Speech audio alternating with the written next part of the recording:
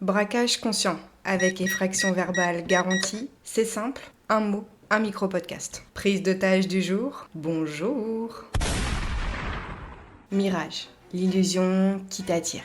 C'est ce petit point au loin qui brille, qui attire ton regard, mais qui n'existe pas vraiment. Tu avances, tu tends la main, tu crois le toucher, et puis rien. Le mirage n'existe pas seulement dans le désert, il existe aussi dans notre tête. En fait, il est partout, il est presque quotidien. Sur ton écran, au sein des réseaux sociaux, dans les promesses que l'on te fait. Il brille, attire, il donne l'impression que si tu t'en approches, tout deviendra plus clair. Mais que nenni, c'est Orjamri qui te le dit. Ce mirage n'est en réalité qu'une illusion, un reflet, un écho de ce que tu crois désirer.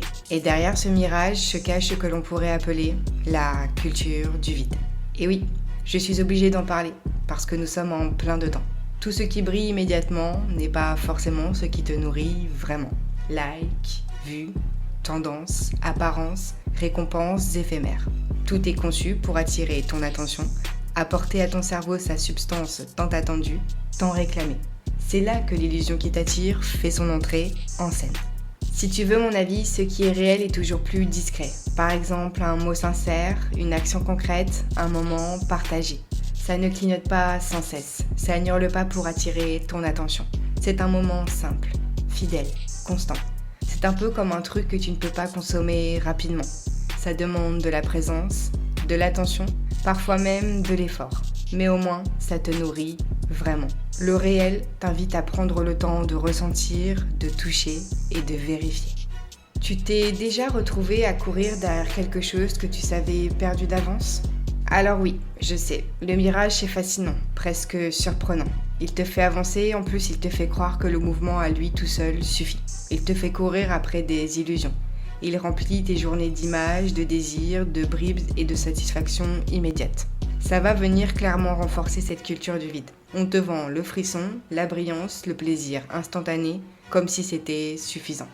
Tout est conçu pour attirer ton regard, pour retenir ton attention et pour te faire croire que le bonheur est à portée de main. J'ai bien une solution à te proposer pour tenter de dissocier le mirage du réel de l'illusion. Pour ça, pas de solution miracle, pas de formule magique à appliquer. C'est juste comme si ça allait être simple cette histoire. Non mais pour de vrai, il faut cultiver ton regard intérieur. Poser ton attention là où tu sens et où tu penses que ça mérite d'y consacrer du temps. Pas là où on tente de t'acheter ou de te vendre n'importe quoi. C'est sentir le poids d'une action, la profondeur d'une parole, le frisson d'une rencontre. C'est préférer le tangible au clinquant, le vécu au virtuel. Parce que c'est quand tu arrêtes de courir derrière les reflets que tu commences à marcher dans le concret. Ça rime et en plus c'est vrai. Putain de punchline. Il y a bien des histoires que l'on pourrait se raconter. J'en ai trouvé une qui d'après moi fait sens avec le mot de cette semaine. Tu connais la chanson, c'est le moment de l'anecdote, de l'histoire de l'épisode.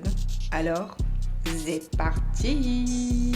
On raconte qu'un vieil homme souhaite enseigner à son petit-fils qu'il y a deux types de loups en lui, qui se battent l'un contre l'autre et que parfois c'est l'un qui gagne et que parfois c'est l'autre.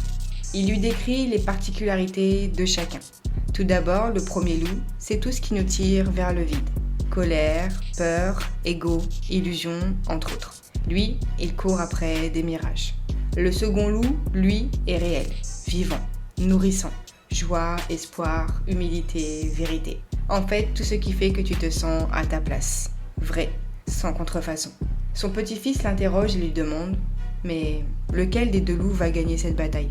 Le vieil homme prend une seconde et lui répond « Celui que tu décideras de nourrir. » Tu peux décider de courir en compagnie du premier loup, celui qui nourrit les illusions et les mirages. Ou alors tu peux décider de nourrir le deuxième, celui qui fait sens, celui qui est réel, avec qui tu vas construire dans le temps. Il est moins exubérant sur du court terme, mais sur du moyen long terme, il est plus fort, plus redoutable que le premier.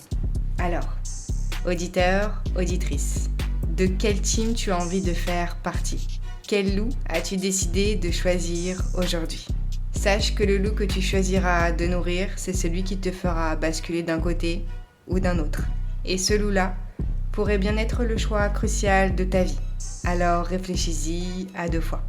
Mahatma Gandhi a dit que un homme est le produit de ses pensées. Donc ce qu'il pense, il le devient. Je répète, ce qu'il pense, il le devient. On parle de braquage conscient ici. Peut-être que toi aussi tu t'es fait braquer par une vérité, un mot, un moment. N'hésite pas à partager, commenter et liker. C'était Orjam Brise sur les ondes. N'oublie pas que chaque mot est une alarme qui retentit. Bye!